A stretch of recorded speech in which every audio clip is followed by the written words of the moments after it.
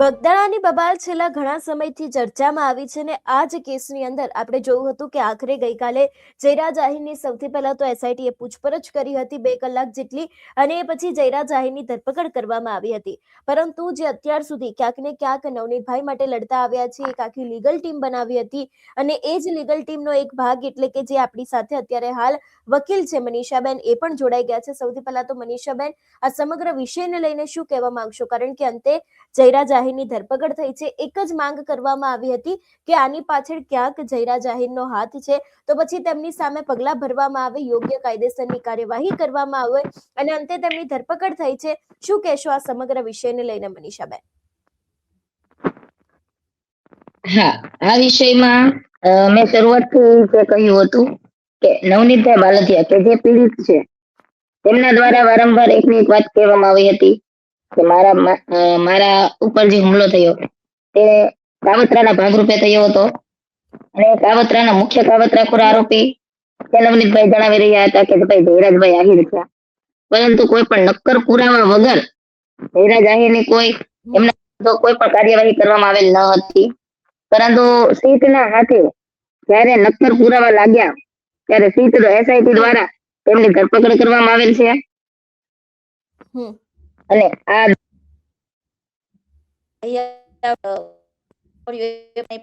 માત્ર નક્કર પુરાવાના આધારે કરવામાં આવેલ છે. મનીષાબેન, તમે ગઈકાલે પોલીસનું નિવેદન સાંભળ્યું હશે. એમના દ્વારા એવું કહેવામાં આવ્યું છે કે ઘણા બધા એવા નક્કર પુરાવા મળ્યા છે જેના આધારે જયરા જાહીરની ધરપકડ કરવામાં આવી છે. પછી કોલ ડિટેલ્સ હોય, લોકેશનના આધારે ક્યાંક ને ક્યાંક ધરપકડ કરવામાં આવી છે. એ વિષયને લઈને શું કહેશો કે કયા એવા નક્કર પુરાવા મળ્યા જેના કારણે જયરા જાહીર છે તે શંકામાં આવ્યા અને એ બાદ તેમની ધરપકડ કરવામાં આવી? હવે આ જે એસઆઈટી ને જે પુરાવા હાથ લાગ્યા ત્યાં અમારી પાસે તો નથી અત્યારે, પરંતુ જ્યાં કે જે અમે પ્રથમથી જ માંગણી કરી રહ્યા હતા કે જે આરોપીઓની કોલ ડિટેલ્સ કઢાવો અને લોકેશન્સ કઢાવો. આ બધી જ ટેકનિકલ માહિતીના આધારે આખી જે પોલીસે આ કાર્યવાહી કરી છે. બિલકુલ મનીષાબેન, પરંતુ ક્યાંક ને ક્યાંક હજી પણ નવનીત બાલદિયા છે ને એના સિવાય જે કોળી સમાજના લોકો છે એ લોકો એવું જ કહી રહ્યા છે કે તેમને હજી સુધી લગભગ 25 થી 30% જ ન્યાય મળ્યો છે. પરંતુ જે સમયે પોલીસ દ્વારા આમની તપાસ કરવામાં આવી હતી એટલે કે પીઆઈ ડાંગર છે, પીઆઈ કેએસ પટેલ છે, એ લોકોની સામે પણ હવે કડક કાર્યવાહી કરવામાં આવે. કારણ કે અત્યારે હાલ એસઆઈટીને પુરાવા મળ્યા છે. જે તે સમયે પોલીસ દ્વારા તપાસ કરવામાં આવી હતી એ સમયે ક્યાંક જયરા જાહીરનું નામ નથી લખવામાં આવ્યું, એવા પણ આક્ષેપો કરવામાં આવ્યા છે. આ વિષયને લઈને શું કહેશો?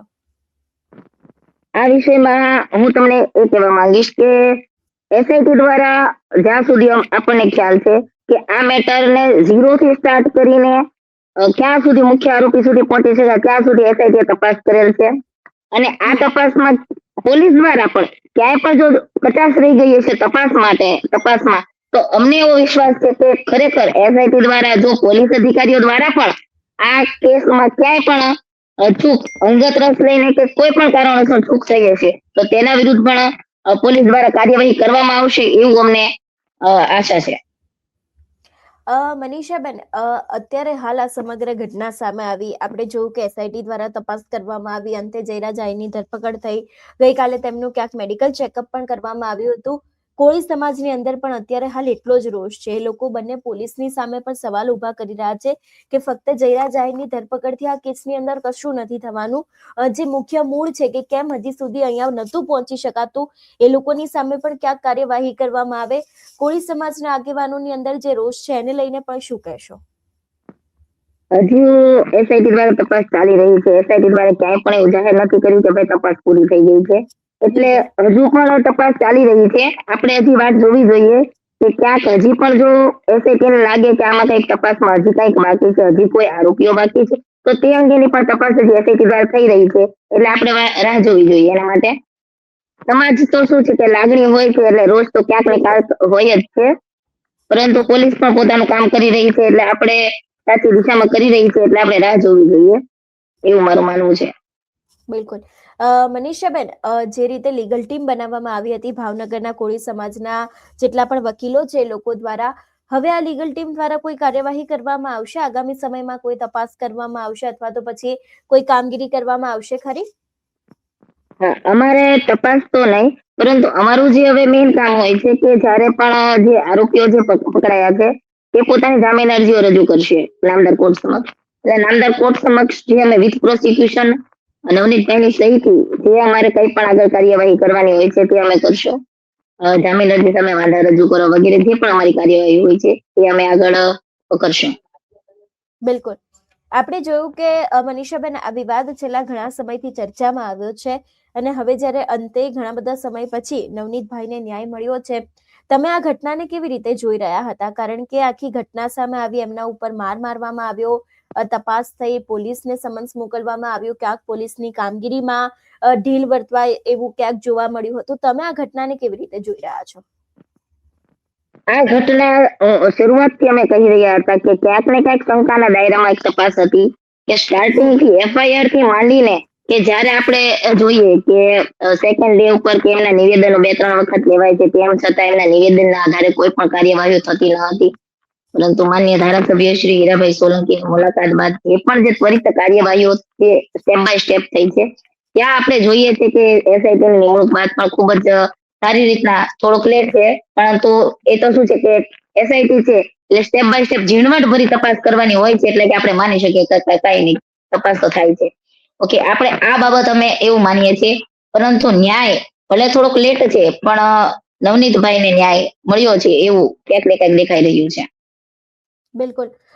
ગઈકાલે મનીષાબેન, પોલીસનું એક નિવેદન સામે આવ્યું હતું જેમાં એવું કહેવામાં આવ્યું હતું કે જે તે સમયે પહેલી વખત જયરાજ આહિરને બોલાવવામાં આવ્યા, એ બાદ બીજા 2 લોકો છે એ લોકોની અટકાયત કરવામાં આવીને ક્યાંક ને ક્યાંક તે લોકોના નિવેદનો છે, અત્યાર સુધી જેટલા આરોપીઓ પકડવામાં આવ્યા છે દરેક લોકો દ્વારા ક્યાંક એવા નિવેદનો આપવામાં આવ્યા છે જેના કારણે પણ ક્યાંક જયરાજ આહિરની ધરપકડ થઈ હોય એવું માનવામાં આવી રહ્યું છે. કારણ કે કોલ ડિટેલ્સ છે, ટેકનિકલ જેટલા પણ પુરાવા છે, એની સાથે જે સાક્ષીઓના નિવેદનો છે એના કારણે પણ ક્યાંક ને ક્યાંક જયરાજ આહિરની ધરપકડ થઈ છે, એવા પણ કોઈક વાત સામે આવી રહી છે. એને લઈને પણ તમારી પાસેથી સમજવું છે.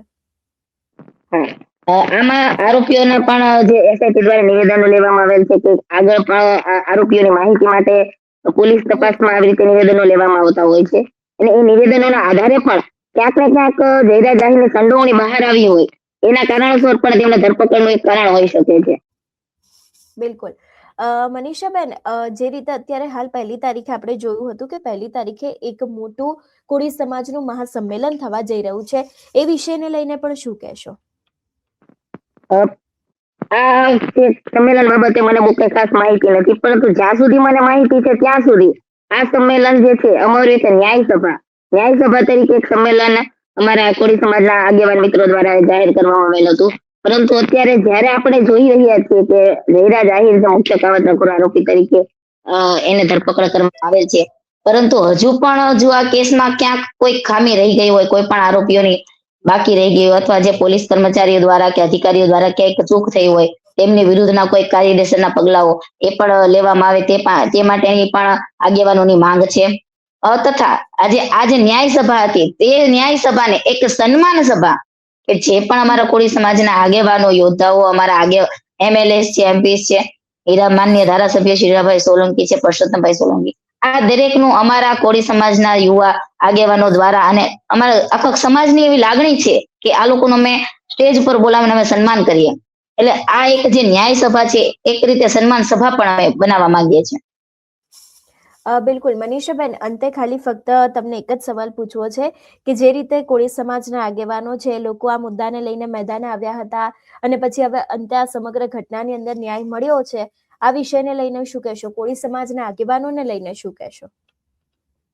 હા, કોળી સમાજના જે અમારા દરેક આગેવાનો છે, ખાસ કરીને મારા જે માન્ય અખિલ ભારતીય કોળી સમાજના અમારા પ્રમુખ છે માન્ય ધારાસભ્ય શ્રી હીરાભાઈ સોલંકી, આપણા રાજ્ય મંત્રી શ્રી પુરુષોત્તમભાઈ સોલંકી સાહેબ, તથા કોળી સમાજના દરેક ધારાસભ્યો તથા જે સાંસદ સભ્યો અમારા 3 છે તે માન્ય સીએમ સાહેબને રજૂઆત કરવામાં ગયેલા હતા, તથા પરોક્ષ કે પ્રત્યક્ષ રીતે દરેક રીતે સંકળાયેલ દરેક કોળી સમાજના આગેવાનોને અમે આભાર વ્યક્ત કરવા માંગીએ છીએ કે જ્યારે સમાજ માટે, સમાજની વિરુદ્ધ કોઈ પણ વ્યક્તિ વિરુદ્ધ જ્યારે અન્યાય થઈ રહ્યો હતો અને આ અન્યાય કોઈ પણ સામાન્ય વ્યક્તિ દ્વારા નહોતો થઈ રહ્યો હતો, એક રાજકીય પીઠબળ ધરાવતા વ્યક્તિ દ્વારા થઈ રહ્યો હતો.